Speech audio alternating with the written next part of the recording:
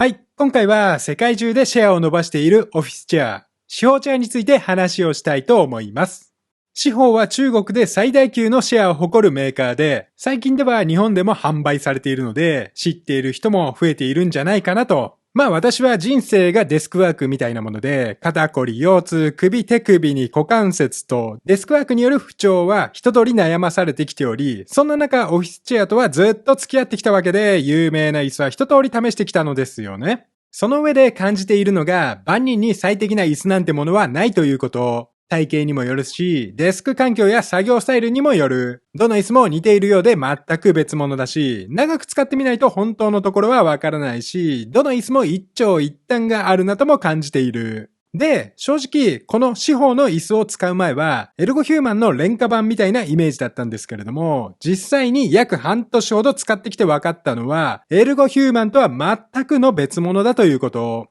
ハーマンミラーにも岡村にもない、シホー独自の技術があり、ただ安いというだけでここまでシェアを伸ばしてきたんじゃないってことですね。ちなみに今回は、シホーさんから提供していただいてのレビューとなります。私の今回の動画を含め、YouTube にはこのシホーのレビュー動画が多いのも事実。それらの動画が本当に真実なのかってのも気になってましたし、私なりに色々と試して実際どんな感じなのかってのを知りたかったってのもあるわけで、そんな私を疑いながら楽しんでいっていただけると幸いです。それでは行ってみましょい。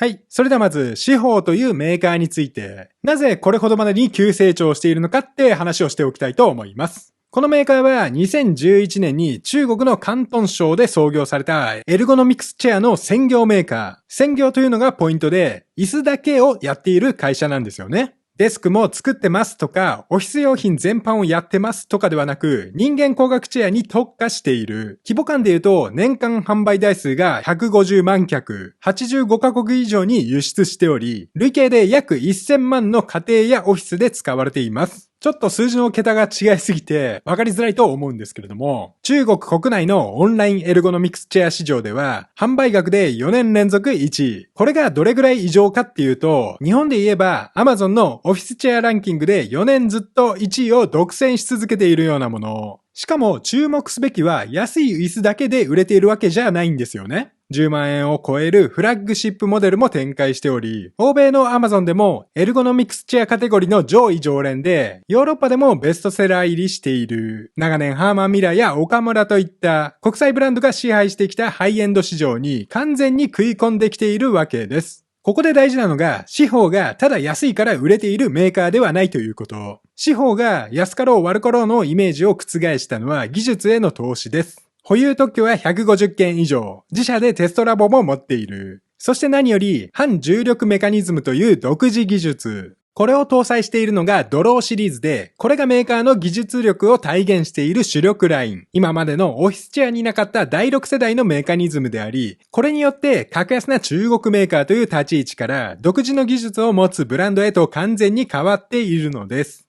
もちろん価格的な優位性もあって、世界最大規模の製造エリアで部品を自場調達できたり、自社で直接販売することで中間マージンをカットしたりと、価格を抑える構造的な強みも持っている。従来のオフィスチェアって代理店や小売店を挟む都合、どうしても高くなりがちでしたからね。つまり、ちゃんと技術開発に投資しているってだけでなく、自社で安く作れる仕組み、流通網までも持っているってこと、これらを両立させているのがシホー。ちなみに、日本法人も2022年に設立されており、東京の板橋区に拠点があります。お試しできる店舗も増えつつありますので、気になってるなら一度試してみることをお勧めします。やっぱり座ってみないとわからないですからね。はい、それでは続いて、シホーのラインナップについてさっくりと話をしたいと思います。シホーにはいくつかの製品ラインがあるのですが、メーカーの技術力を体現している主力ラインが、先ほども触れたドローシリーズ。今回はこのドローシリーズの3モデル、ミドルレンジの C300 Pro、フラッグシップの C500 と S300 ですね。で、これらのモデルの違いは何なのかって話です。ドローシリーズのスペックを並べてみるとこんな感じ。まず、ドローシリーズで共通している部分から、アームレストはどのモデルも 6D、上下、前後、左右、回転に加えて、跳ね上げとリクライニング連動と6方向に調整できる。座面サイズもほとんど同じで、座面スライド機能も全モデルで搭載されています。最大荷重は 136kg で、ビフマ規格認証と SGS 認証も全モデルで取得していて、保証も全モデルで3年。基本的なエルゴノミクスチェアとしての装備は、どのモデルもしっかりと揃っているんですけれども、その上でモデルによって何が違うのかって話ですね。ミドルレンジの C300 Pro とフラッグシップモデル C500S300 との最大の違いは反重力メカニズムがあるかないかの違いです。C300 Pro は通常のスプリング式重量感知メカニズム、バネの力で倒してロックして固定する従来のタイプ。一方 C500 と S300 は反重力メカニズム搭載で、どの角度でもロックなしでピタッと止めることができる。これが四方のフラッグシップたるゆえんであり、他のどのメーカーにもない技術。フレーム素材もフラッグシップはアルミ合金ダイキャストに変わるので、合成感と安定感が別次元。重量もその分増えて C500 なら本体だけで 26.8kg となります。そしてフラッグシップ同士 C500 と S300 の違い。どちらも反重力メカニズム搭載で、リクライニングの最大角度も135度と同じなのですが、座り心地の方向性がかなり違います。C500 は独立式ヘッドレストで首をピンポイントに支えるタイプ。S300 は背もたれとヘッドレストが一体型で面全体で包み込むタイプ。ランバーサポートも C500 がしっかり押すドミノ自動適用タイプなのに対し S300 はデュアルダイナミックで腰の形に合わせて優しく支える方式。メッシュ素材も S300 だけ異なっていてビロードメッシュを採用しており触り心地が柔らかく温かみがあるんですよね。あとフットレストの有無もモデルによって違います。C300 Pro と C500 にはオプションでフットレスト付きのモデルが用意されていて、一方 S300 はフットレストに非対応となっています。ざっくりと言ってしまえば C500 は従来のランバーサポートで強くサポートする椅子。S300 は優しく支える、どちらかというと包み込むような椅子。価格帯は同じでも、椅子の座った感じも全然違うんですよね。ちなみに、四方にはドローシリーズとは別に廉価版のオフィスシリーズもあります。最新モデルの B100 Pro は3万円台でドローシリーズの半額以下。ドローシリーズとスペック比較してみるとこんな感じ。B100 Pro は3万円台でこのスペック。しかもビフマ認証を取得しており、フットレストにも対応していて、最大荷重 136kg まで対応。保証3年も一緒。質感もしっかりしてて、見た目も結構高そうに見えるんですよね。ただ、ドローシリーズと比べると、ランバーサポートは固定式で位置調整ができません。アームレストの自由度も 4D まで、座面スライドもない。そして、四方の代名詞である反重力メカニズムも非搭載。四方というメーカーの技術力を体験できるかというと、正直そこまでではないかなと。まあ、スペックだけ見れば確かに格安なんですが、四方の魅力を感じられる椅子といえば、やっぱりドローシリーズなのかなというのが私の率直な感想です。この四方というメーカーらしさを求めるなら、できれば反重力メカニズム搭載の C500 か S300 を選びたい。というわけで続いて各モデルを使って気づいたことについて深掘っていきたいと思います。はい、それではここからはドローシリーズの各モデルの特徴について深掘りしていきたいと思います。まずはドローシリーズのフラッグシップ C500 から四方を代表する最先端のモデルです。その最大の特徴は反重力メカニズム。この反重力メカニズムって何なのか。公式サイトでは浮遊感とか無重力という表現をされていますが、正直言葉だけだとピンとこないと思うんですよね。ただ実際に使ってみると、この違いビシビシと感じました。まず普通の椅子のリクライニングってバネの力で動いているんですよね。だから倒せば倒すほど反発が強くなる。ぐーっと背中を押していい角度のところでガチャッとロックする。これが一般的なオフィスチェアの使い方ですよね。これ、体重が軽い人には反発が強すぎて倒しにくいし、体重が重い人には抵抗が弱すぎて底つき感が出るという構造的な限界もあったんですよね。その点 C500 は背もたれに体を預けると最初から最後までほぼ一定の軽い力でスーッと倒れていく。で、力を抜くとその角度でピタッと止めることができる。起き上がる時も腹筋に力を入れてよっこいしょってやる必要がないんです。もちろん人によって体重は違うので、座面下のノブで自分の体重に合わせて反発力を調整する必要はありますが、適切に合わせると本当にどの角度でもスムーズに止まるようになる。これどうやったらこんなことができるのか、技術的な話をすると、従来のバネの代わりに航空級グラスファイバー製の特殊弾力プレートを使っていて、さらに4つのスプリングが組み合わさった構造で、しっかりと支えつつ体重を均等に分散してくれる。これにより座った時の感じも違って若干弾むというか吸収するようなバネ感があります。そしてリクライニングに連動して座面も傾く設計になっているので、背もたれだけが倒れるんじゃなくて、体全体の荷重が分散されたまま姿勢が変わる。足が地面から離れず、太ももも圧迫されないわけですね。次に C500 の見た目。フレーム全体がアルミ合金ダイキャストになっており、よくある樹脂素材のフレームとは合成感が全然違います。背面を見ると質感の差は明らか。本体だけでも 26.8kg とかなり重いんですが、この重さが安定性に直結しており、大柄な私が座っても安定感があるし、見た目の高級感もフラッグシップとして十分でしょう。座面のメッシュは高弾性ウェーブメッシュ。素材感としてはゴムっぽいラバー感のあるポリアミド繊維で、硬めのアーロンチェアやバロンチェアに比べると柔らかく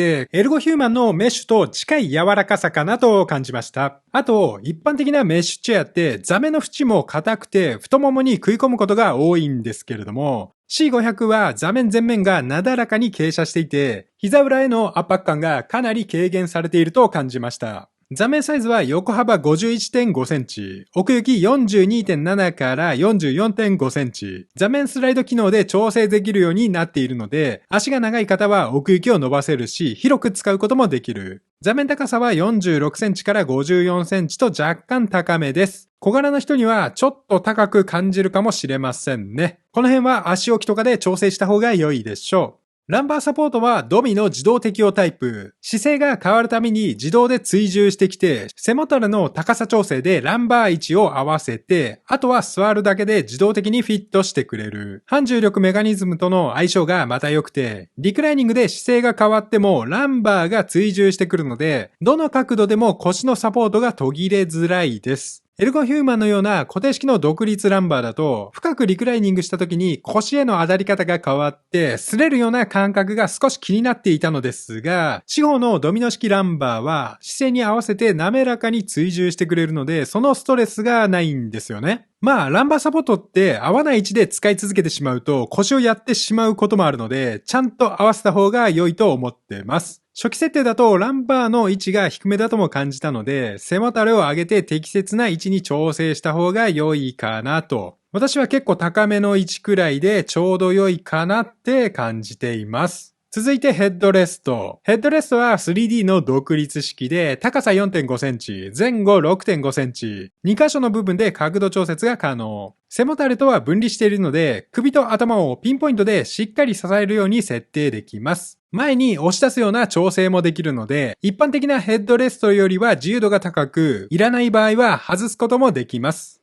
そしてアームレストは6方向に調整可能な 6D。上下 6.5 センチ、前後5センチ、内側外側8センチ、左右回転は75度で、上向き35度の跳ね上げまで調整ができる。そしてリクライニング連動もしてくれる。このアームレストの自由度がとにかくすごいんですよ。特に良いのがアームレストをかなり内側に寄せられること。外側に1段階、内側に4段階の調整ができて、肩幅に合わせてアームレストの位置を変えられる。最近は分離キーボードを使うような人も多いと思うのですが、キーボードの位置に合わせてアームレストの位置を調整できるのが非常に便利。肩幅に合わせてタイピングもしやすくなるし、斜めにもできるのでゲーム用途にも良いし、コントローラーを持った時の肘の角度もちょうど良くなる。本を読む時もアームレストを上に向けると非常に読みやすくなりますからね。アームレストの上側も若干反っていて腕にちゃんとフィットするし、クッションの厚みもしっかりしていてもちもちの触り心地。岡村コンテッサの 4D アームが結構好きだったんですけれども、あれの内側調整と似たようなことが四方ではさらに柔軟にできるようなイメージです。リクライニング角度は最大135度で、105度、115度、135度の3段階での固定も可能。反重力メカニズムのおかげでどの角度でも自然に止まるし、起き上がるのが楽ってのは先ほど申し上げた通りです。最後にフットレストについて。C500 にはオプションでフットレスト付きモデルもあります。リクライニングを思いっきり倒して足を伸ばしたい人向けですね。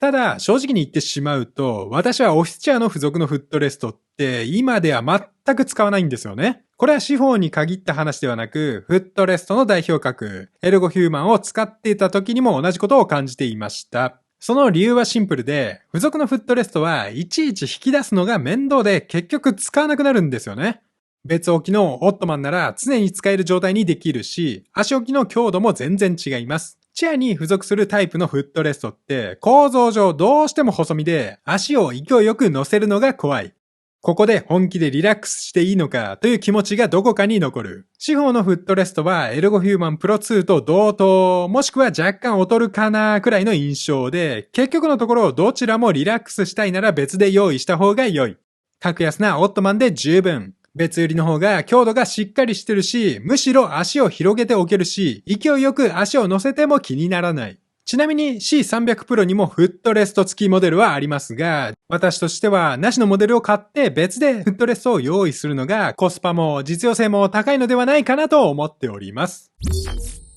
はい、続いて C300 Pro。ドローシリーズのミドルレンジで、パッと見た感じはフラッグシップの C500 とよく似たモデルですね。先にちょっと補足しておくと C300 と C300 Pro っていう2つのモデルがあります。C300 は旧モデルで C300 Pro がアップグレード版。主な違いはアームレストが 4D から 6D になったことと座面スライド機能の追加。リクライニング角度もより深く倒せるようになっています。価格差は1、2万円程度なので今から買うなら C300 Pro の方をおすすめします。で、この C300 Pro なんですが、座ってみた感想は C500 とほぼ一緒の座り心地だったってこと。C500 と共通している部分が多く、リクライニングしないなら座り心地は大差ないというのが私の率直な感想です。まず、ドミノ自動適用ランバーサポートは同じもの。6D アームレストも同じもの。メッシュ素材も同じ高弾性ウェーブメッシュで、ゴムっぽいラバー感のあるポリアミド繊維。座面の感触はほぼ変わらない。座面の横幅も 51.5 センチで同じ。ヘッドレストも 3D の独立式で高さ、前後、角度の調整ができる。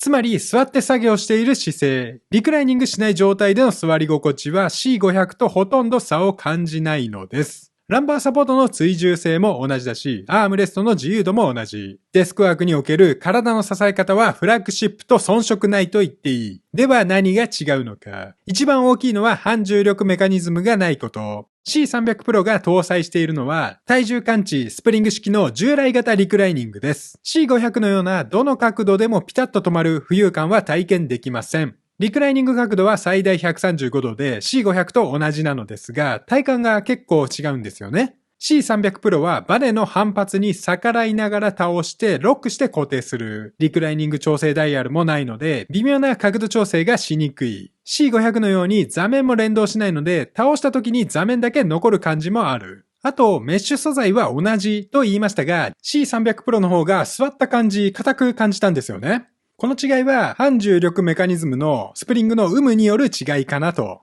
C500 は座面下のスプリングがクッション的な役割も果たしているので、座った時もボヨンと柔らかく跳ね返る感じもあり、同じメッシュでも体の沈み込み方が違う気がしています。そして見た目も大きく異なり、C300 Pro のフレームはポリプロピレン、C500 のアルミ合金ダイキャストに比べると、ちょっと安っぽく感じますね。リクライニングレバーの質感も安っぽくて、見た目の高級感では C500 に明確に劣ります。細かいところでは座面の高さも違い、C300 Pro は 46.5 センチから56センチで、C500 の46センチから54センチよりも上限が高く、座面の奥行きは 42.7 センチから 45.1 センチで、こちらも C500 より少し深く調整できるようになっています。金属フレームじゃなくなった分、重量は軽く、本体重量は 23.3kg。というわけで C300 Pro と C500 の分岐点をまとめると、C300 Pro はリクライニングを重視しない人、デスクワーク中の着座姿勢をメインに考える人にとってはコスパ最強のモデル。座った状態での体の支え方は C500 と遜色ないわけで、浮遊感とアルミフレームの高級感にこだわらないなら、半額で同じ座り心地が手に入る。基本的なランバーサポートという仕組みは上位モデルと変わらないし、サポートの仕組みは他社メーカーと比べても優れてると感じておりますので、約6、7万円ほどでこのランバーサポートとアームレストが手に入るのはかなりコスパが高いとも思いました。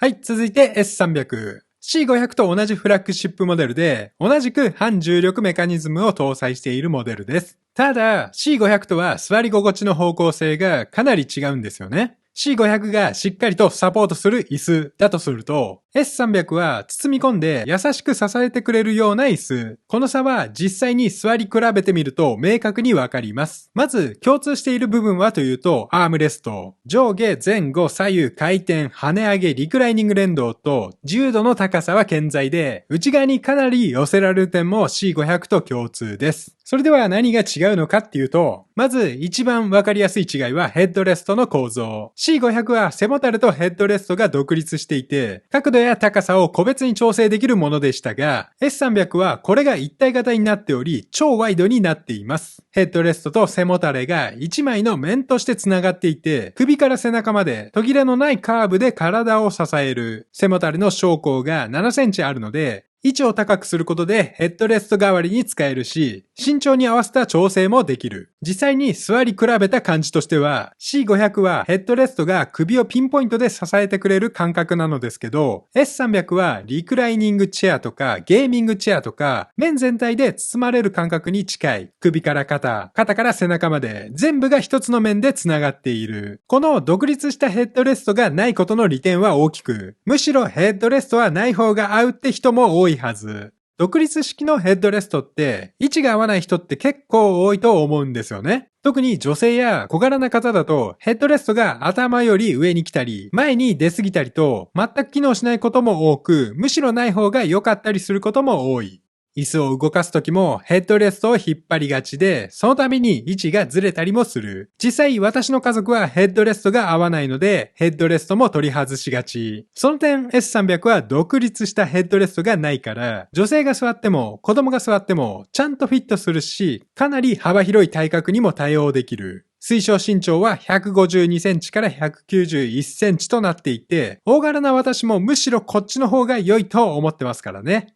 枕にはあんまり主張してほしくないのが私です。そしてこのヘッドレストの包み込むという設計思想はランバーサポートにも通じています。先ほどの C500 のランバーサポートはしっかり腰を押すタイプ、背中に当たる力が明確にあって骨盤が立つ感覚がありましたが、S300 はデュアルダイナミックという方式で腰を包み込むようにフィットさせるタイプ。押すんじゃなくてぴったりと体のラインに沿って支える感じ。S300 のランバーは C500 のような自動調整ではなく、レバーでぴったりと沿わせる仕組みです。腰を強く押すというよりも腰の形状に合わせて支えている。これ結構好みが分かれるところで、ランバーサポートがしっかり押してくれないと物足りないっていう人には C500 の方が合うと思ってるし、逆にランバーサポートが強すぎて背中が反り返る感じが苦手っていう人には S300 の方が良いと思います。実際、この独立型で押し当てるタイプのランバーサポートが苦手の人ってのも一定数いると思うのですよね。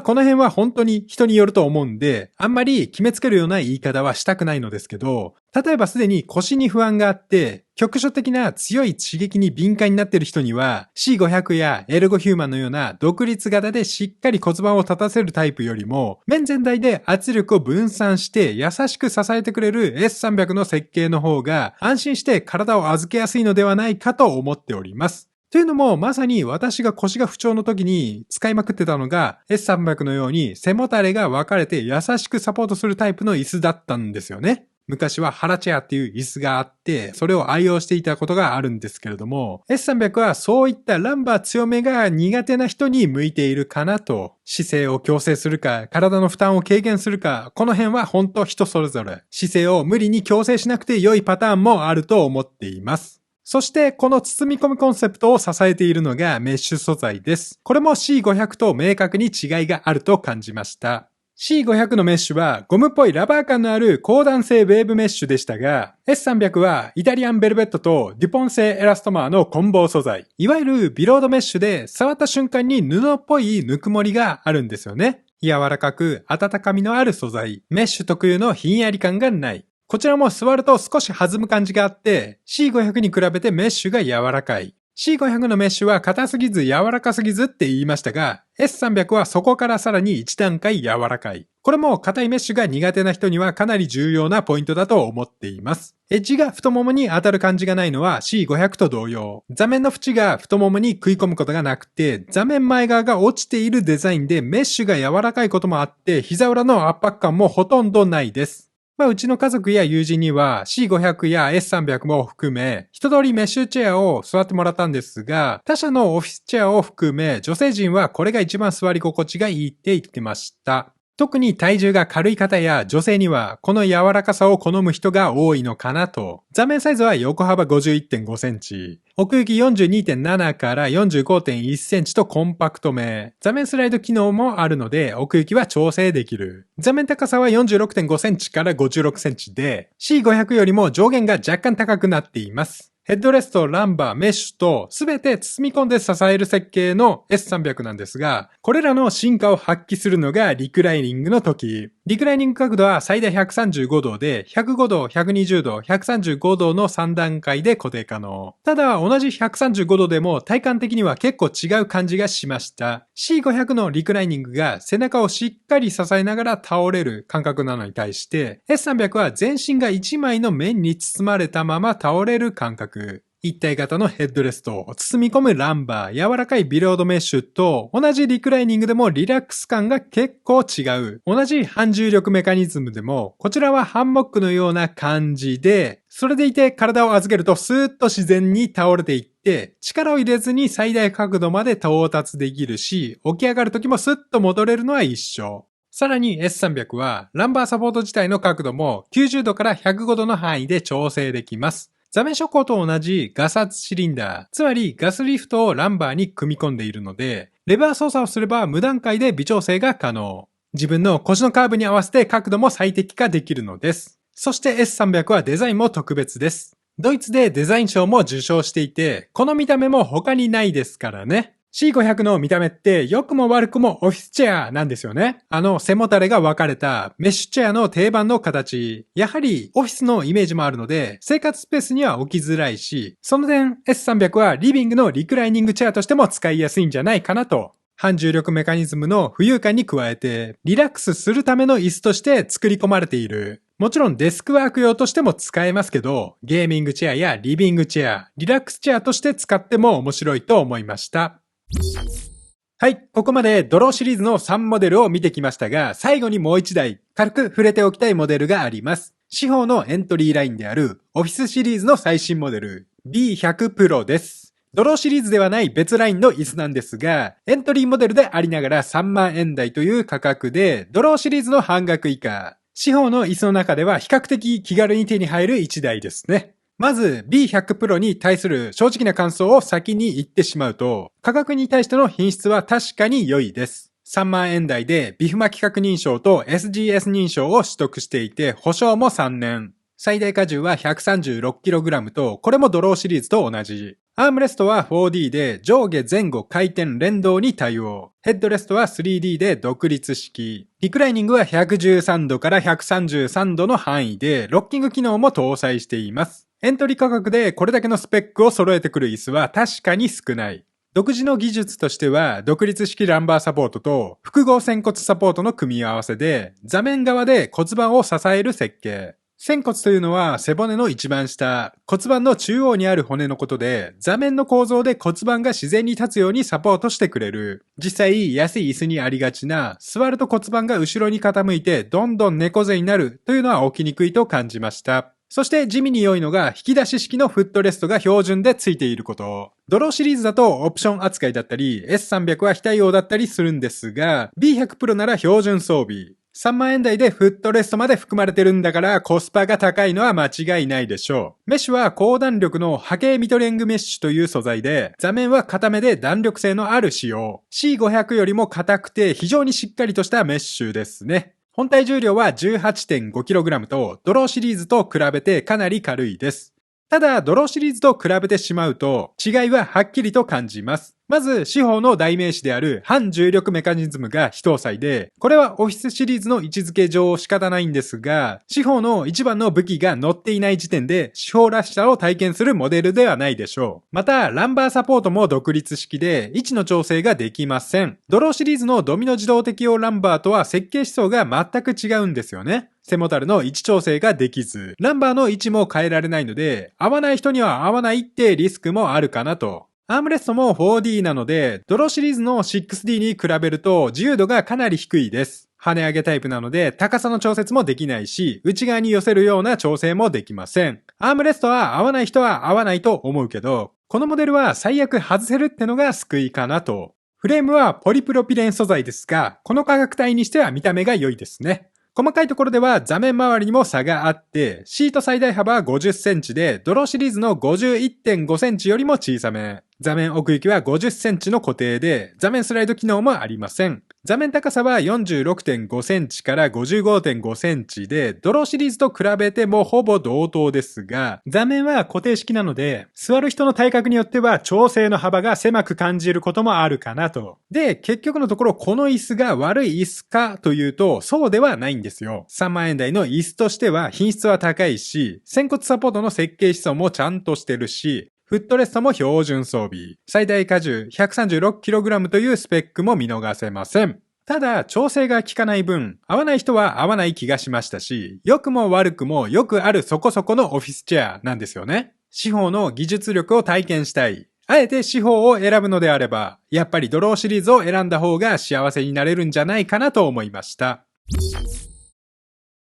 はい、ここまで各モデルの違いについて話をしてきましたが、司法の主要モデル、ドローシリーズを半年ほど使い比べてきた中で感じたことを率直に話したいと思います。まずメリットから、やはり一番インパクトがあったのは、フラッグシップに搭載されている反重力メカニズム。これがやっぱり司法の真骨頂で、他のどのメーカーにもない武器だと感じました。ドローシリーズって結局のところ無重力チェアとしてのリクライニング特化型なんですよね。司法ならではの良さを最も体感できるのは反重力メカニズム搭載の C500 と S300。リクライニングした時のどの角度でもピタッと止まる感覚。深い角度まで力入れずに到達できる滑らかさ。起き上がる時も自然に戻れる軽さ。これが司法チェア最大の魅力だと感じています。それでいて、従来の高級オフィスチェアとしての機能もちゃんと備わっている。特にランバーサポートとアームレストは他社に比べて優れているんじゃないかなと思っています。この司法のドミノ自動適用ランバーサポートは姿勢が変わるたびに自動で追従してくれる。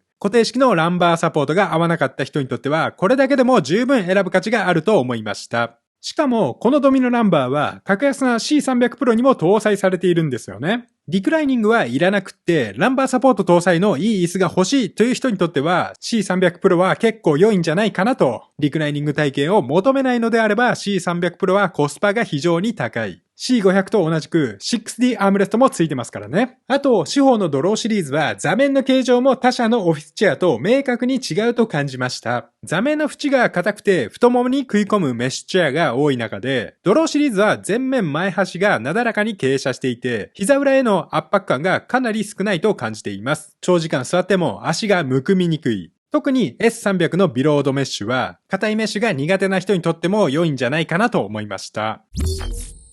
はい、続いて、司法チェアを使って気になったところ、デメリットについても触れておきたいと思います。まずは、アームレストの固定力がないこと。6D で自由度が高く動かしやすいと言いましたが、これ、レバー固定じゃないので、ちょっと押したら動いてしまうんですよね。動かしやすい反面、しっかりと固定できないのでずれやすく、ずれたら再調整する手間があります。あと、地味に気になるのが、アームレストもヘッドレストも、高さマックスまで上げるとストンと一番下まで落ちる仕様。レバーを押しながら調整するタイプじゃないので、行き過ぎたらやり直して微調整しづらいし、マックス付近で使いたい人にも微妙でしょう。そして、アームレストの最低高さも結構高いんですよね。一番下まで下げても、フロント側は床下から約63センチほどの高さになるので、低めのデスクを使っている人だと、アームレストの方が高くなってしまう。私は普段デスク高68センチ前後で使っていて、私の妻はデスク高59センチ前後で使ってるんですけれども、この高さだと四方のアームレストはデスクより上に来てしまう。参考までにJIS規格の成人向けデスク高は70センチから72センチなので、ほとんどの人は問題ないと思ってますが、このJIS規格のデスク高が現代のディスプレイワークにおいて合っていないというのはさておき、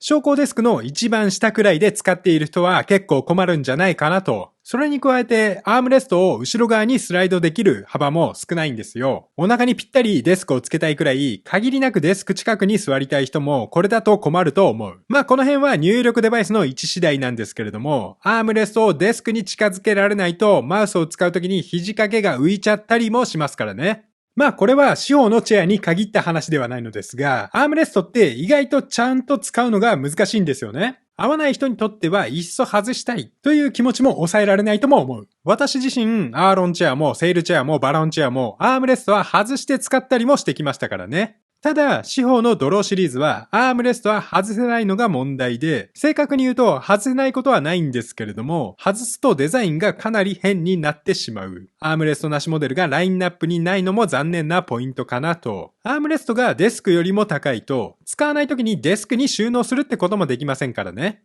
続いて気になったのが組み立ての大変さ。ドローシリーズは半完成品で届きます。C500 は本体だけでも 26.8kg。組み立てするのに一人では厳しく、二人で頑張って約1時間ほどかかりました。エントリーモデルの B100 Pro はもっとバラバラで、説明書のネジ番号もわかりにくくて2時間くらいかかりましたからね。まあこの辺のところはエルゴヒューマンプロ2とかも組み立てる手間があるんだけど、ハーマンミラーとか組み立て済みで来るものと比べてちゃんと組み立てられるかって不安もあると思う。あと、細かいところでは、キャスターの動きも悪いような気がしております。これ、どうやらキャスター自体の回転は悪くないんですよ。動き始めちゃえば、転がりはスムーズなんですけど、問題は接続部分の方で、椅子の向きを変える時のくるんと回転する部分の動きが悪いような気がする。だから、動き出しの初動でちょっと引っかかる感じがあるんですよね。椅子に座ったまま動くと、ちょっと動きづらいと感じました。そして長期使用による耐久性は未知数。司法のブランド歴は14年。保証は3年。アーロンチェアの12年保証や岡村の何十年もの実績と比べると歴史が圧倒的に短い。まあ耐久性云々の話はあんまり心配してはいないんだけど、お試しできる店舗が少ないっていうのはちょっと痛いところかなと。この辺は急成長しているブランドゆえに仕方ないところだとは思いますけどね。はい、ここまでドローシリーズの話をしてきましたが、やっぱり気になるのは他社の高級チェアと比べてどうなのかっていう話ですよね。アーロンチェア、エルゴヒューマン、岡村と私自身も使ってきたので、各社の感想とそれに比べて司法がどうなのかって話をさっくりと。まず前提として知っておくべきは、司法のドローシリーズは後傾姿勢に強みがある椅子だということを。前傾作業をメインで考えているなら選択肢から外れるかなと。パソコン作業のディスプレイワークやリクライニングに特化したチェアであって、デスクの上でイラスト描いたり、アナログ作業をするタイプの椅子ではありません。まあただ勘違いしてはいけないのは、前傾チェアってちょっと前のめりで作業するためのものであって、パソコン作業のディスプレイワークでは、この前傾機能を使わない人も多いと思っています。前傾姿勢って主にデスクの上の作業、手元を見たり、ペンタブレット作業やアナログ作業をするときに役立つ機能。e スポーツなんかでも使ったりするみたいですが、ディスプレイを前に置く長時間のパソコン作業においては、前傾で作業するって人は稀だと思っています。私自身前傾機能のあるアーロンチェアは長く所持しておりますが、今となっては前傾機能は全く使いませんからね。前傾だと集中力が上がる、眠気が下がるみたいな話を聞いて挑戦したこともありますが、なんか不自然な姿勢になりますからね。ノートパソコンとかディスプレイ位置が低いなら話は変わってくるのかもしれませんが、私はノーパソも位置を高くして使うし、いちいち前傾するのも面倒ってのもありますね。で、そんなアーロンチェアと何が違うのか。私が一番長く使ってきた椅子がアーロンチェアなのですが、アーロンチェアはデスクワーク特化の椅子ですね。前傾チルト機能もあるので、ディスプレイワークだけでなく、必要に応じてデスク上のアナログ作業にも対応できるけど、パソコン作業がメインの私は、前傾機能は基本的に使っていないというのは先ほど申し上げた通りです。ヘッドレストも頑張ればつけられるんで、私はつけたこともあるんですけれども、アーロンチェアってヘッドレストをつけて使うような椅子ではないんですよね。そもそもアーロンチェアに搭載されているキネマットチルト機構、現行はハーモニックチルト機構。これはかかとを床につけたまま極めてスムーズに後傾できる機能です。これは四方みたいに好きな角度で固定して休むための機能ではなくて、人体は動き続けることで血流を保ち健康を維持するという動的サポートの哲学に基づいているのです。つまり椅子の上で休憩するための機能ではなく、リクライニング固定もできません。動かない椅子よりも動く椅子の方が体に良いという考えのもと、体を動かした時に一緒に動くこともできるよって話なのです。アーロンチェアは座り心地もメッシュが固めで、ランバーサポートも独自のポスチャーフィットという仕組み。出っ張りで腰を押すというより骨盤と腰椎を同時に支えて自然な S 字カーブを保つ設計です。メッシュが硬い分座面が沈み込まないので腰には負担が少ないし、腰を立てる設計と相まって腰には優しいと感じています。ポスチャーフィットも押し込み具合は調整できますが、よくあるランバーサポートに比べて腰を押し込むタイプではなくサポートが強すぎないので比較的万人に合うような印象。ただ、メッシュが硬いので太もも裏の圧迫感は強いんですよね。お尻から太ももにかけてガチガチになりがち。足の血流は悪くなりやすいとは感じているので、ここは一長一短ですね。ちなみにハーマンミラーの後傾チェアといえばエンボディチェアがありますが、あちらはメッシュではなく布張りのクッション、ファブリック素材であり、独特の背もたれで柔軟にぐにゃっとしなる構造になっていて、個人的に私の腰には合わなかったし、メッシュチェアでもないので今回は割愛。まあ、四方のドローシリーズと比較すると、そもそも椅子の目的が違うんですよね。アーロンチェアは作業特化で前傾姿勢も対応してますが、リクライニング用途には向いていない。一方、ドローシリーズはデスクワークとともにリクライニングを楽しむための椅子。得意な領域が全く異なるわけで、まあ、四方とは比較するような椅子ではないことは確かでしょう。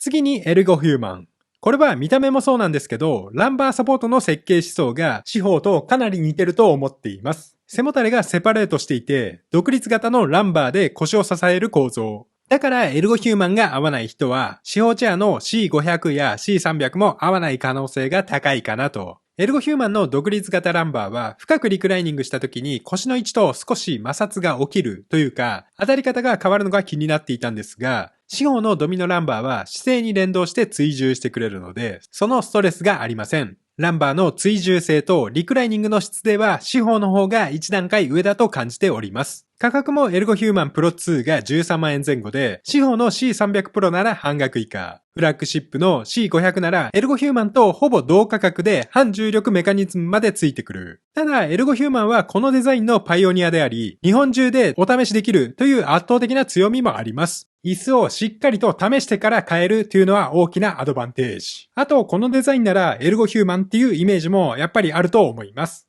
私も昔はこのデザインに惹かれてエルゴヒューマンを買ってましたからね。まあただ今となってはこのデザイン非常に増えてますので、あえてエルゴヒューマンを選ぶという理由も薄くなっているような気がしました。はい、最後に岡村のバロンとコンテッサ。実際のところ使い勝手というか座り心地というか、四方チェアはエルゴヒューマンよりも岡村の椅子に似ている気がしています。特に私がそう感じているのが岡村のアンクルチルトリクライニング。アンクルチルトリクライニングはくるぶしを支点として背もたれと座面が連動してスライドしながら後傾するもの。太もも裏の圧迫を防ぎ、かかとが床からも浮かなくなります。これって四方の反重力メカニズムとアプローチこそ違うけど目指すゴールは似ているものなのかなと。で、両方使ってきた印象はというと、バロンやコンテッサはリクライニングすると斜め後ろ方向に座面が下がる感じで、体感としては椅子が倒れるんじゃないかって感じるような下がり方。まあ私はこのリクライニングが好きでゲーミングチェアみたいな使い方で長く愛用してきたんですけど、岡村さんはメッシュが固めなんですよね。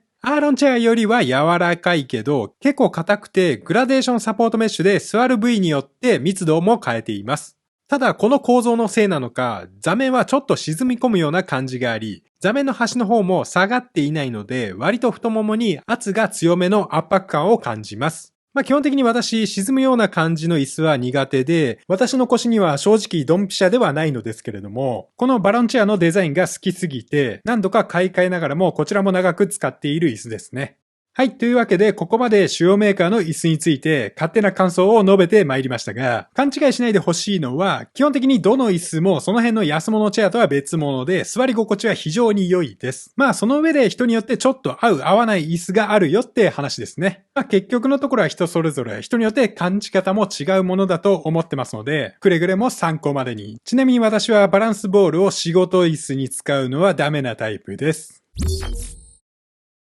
はい、最後にまとめです。司法のドローシリーズを約半年使ってきたわけですが、結論から言うと、司法はただ安いから売れているブランドじゃなかったというのが私の率直な感想です。反重力メカニズムという独自技術と品質や機能に対しての価格設定、この価格に対する技術の高さ、質の高さは他社にはない強みかなと。その上でドローシリーズの中でどのモデルを選べばいいのか、各モデルの分岐点を最後にもう一度整理しておきたいと思います。まず、ミドルレンジの C300 Pro。これ、ランバーサポート搭載の人間工学チェアとしては非常にコストパフォーマンスが高いです。座り心地もしっかりしており、6D アームレストの自由度と司法フラッグシップモデルと共通の装備が揃っている。デスクワークにおける座り心地は C500 とほぼ変わらないので、リクライニングを使わない人ならこれほどコスパが高いモデルもないかなと。まあ、ランバーの追従性も他社よりも優れている気がしましたし、ドミノ自動適用ランバーサポートと 6D アームレストが6、7万円で手に入るなら悪くないんじゃないかなと。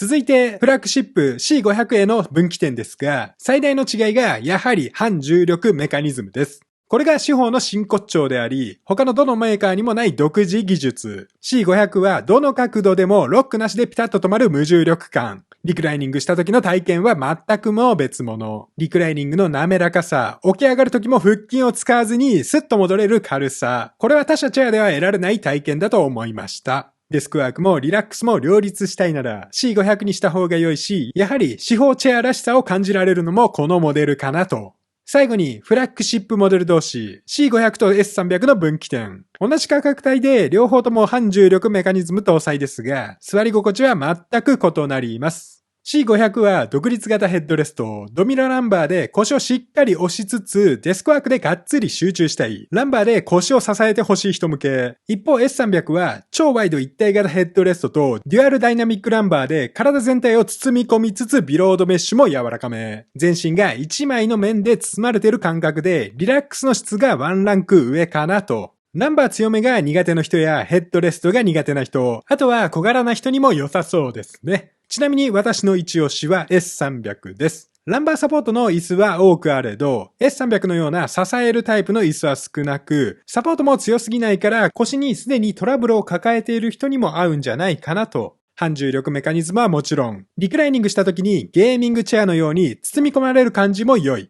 まあ一般的なゲーミングチェアってリクライニングはいいんですけれども、肩が丸々がちで仕事には向いてないし、デザインもいかにもな感じで私はあんまり部屋にも置きたくないんですよね。その点、司法の椅子はゲーミングチェアのような窮屈感がなく、リクライニングも素晴らしく、それでいてリビングにも置けるデザイン。リビングのリラックスチェア兼ゲーミングチェアとして使える。あとまあやっぱり他社にはない唯一無二のデザインってのも良いんですよね。ただまあ何度も繰り返しますが、人それぞれ椅子には向き不向きがあって、万能な椅子なんてものもないとも思っております。パソコン作業に至っては、デスク高さ、モニター高さ、キーボードの位置、マウスの位置や、これらの微妙な違いでも、合う椅子は変わってくると思ってるし、私自身分離キーボードを使ったり、音声入力したりと、作業スタイルがどんどん変わっていく中で、その中でゲームもしたりと、以前のような PC ワーク中心の椅子とはまた求めるものが変わっている。モニターの位置や作業内容によっても使い椅子は変わるとも思ってますからね。そして作業内容が変わるとともに年々体も衰えていくのも忘れてはいけません。